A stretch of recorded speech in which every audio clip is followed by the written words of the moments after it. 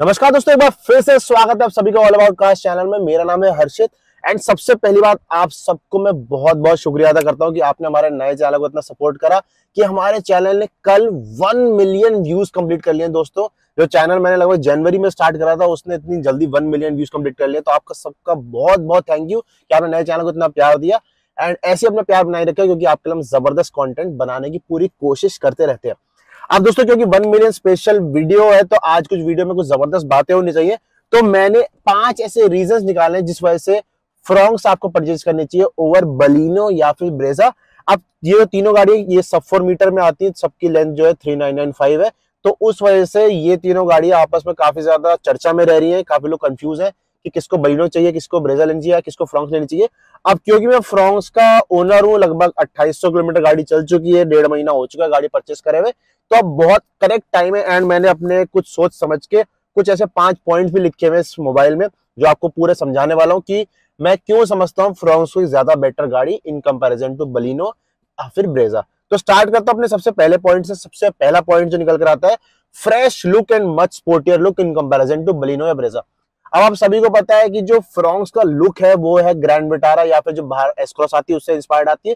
तो अगर मैं इन तीनों गाड़ियों को साइड बाय साइड खड़ा करता हूं तो डेफिनेटली सबसे ज्यादा स्पोर्टियर एंड बहुत ज्यादा आई अपीलिंग एंड बहुत ज्यादा फ्रेश लुक है। आप बाजार में इस गाड़ी को लेके निकलते हो तो डेफिनेटली जो लोग होते हैं इसको पलट के देखते हैं एंड वो कहीं ना कहीं ओनर को बड़ी प्राउड फीलिंग देता है। एंड डेफिनेटली फ्रॉन्क्स इस मामले में बलिनो एंड ब्रेजा से काफी हद तक बहुत आगे है।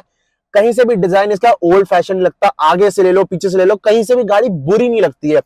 किसी किसी को ब्रेजा पीछे से बुरी लगती है, किसी किसी को आगे से अच्छी लगती है, बट ये ऐसी गाड़ी निकल कर आती है जो आपकी दोनों साइड से देखने में कमाल लगती है। एंड यही सेम मैं कहूंगा बलिनो में भी आपको सबकी अपनी पर्सनल सब्जेक्टिव है, दोनों साइड से पसंद हो सकती है नहीं हो सकती है, बट फ्रॉन्क्स तीनों में सबसे ज्यादा स्पोर्टियर एंड बहुत ज्यादा फ्रेश लुक लेकर आती है। एंड सबसे मेन बात कि रोड पे जब ये चलती है तो काफी ज्यादा आई अपीलिंग लगती है।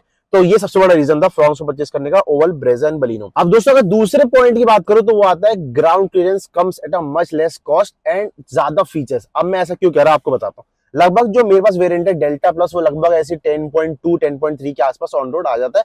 City to city state to state vary करता है। बट आपको मैं अब बताऊं 10.2 या 10.3 में अगर आप बलिनो लेने जाते हो तो उसमें नो डाउट आपको फीचर्स ज्यादा मिल जाते हैं।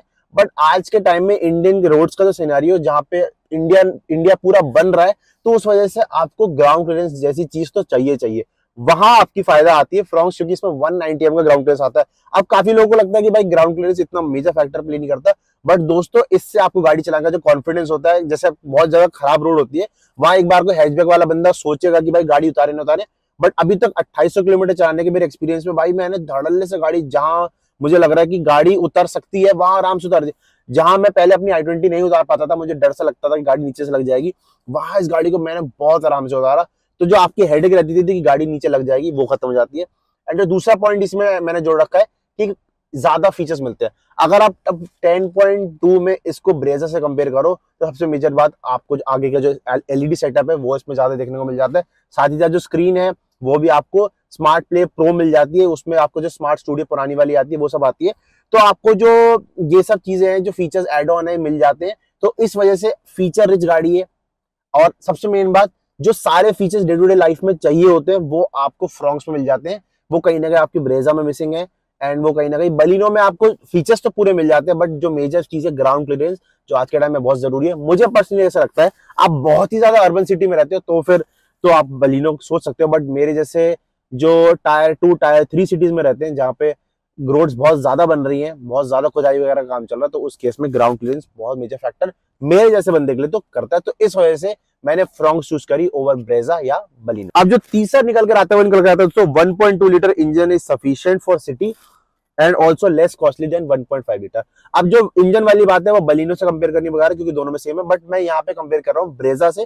अब देखो 1.2 लीटर मेरे जैसे सिटी वाले बंदे के लिए बहुत सफिशिएंट है, बहुत स्मूथली ग्लाइड करती है, इतनी कुछ पावर की जरूरत नहीं। 1.2 लीटर सिटी के लिए सफिशिएंट है। इवन मैंने हाईवेज पे भी अभी व्लॉग डाला था, आपको लिंक डिस्क्रिप्शन में और आई बटन में दिख रहा होगा, वहां भी मैंने लगभग 130 किलोमीटर पे गाड़ी दौड़ाई पेरिफेरल पे एंड गाड़ी बहुत आराम से ग्लाइड कर रही थी। ऐसा कहीं भी फील नहीं हो रहा था कि इंजन ओवर काम कर रहा है।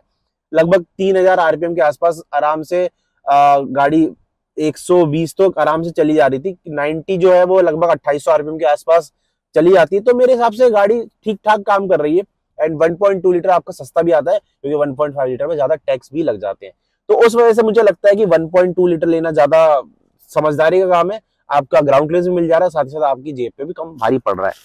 आप जो चौथा पॉइंट निकल कर आता है वो ये आता है very less body roll thanks to the coupe design.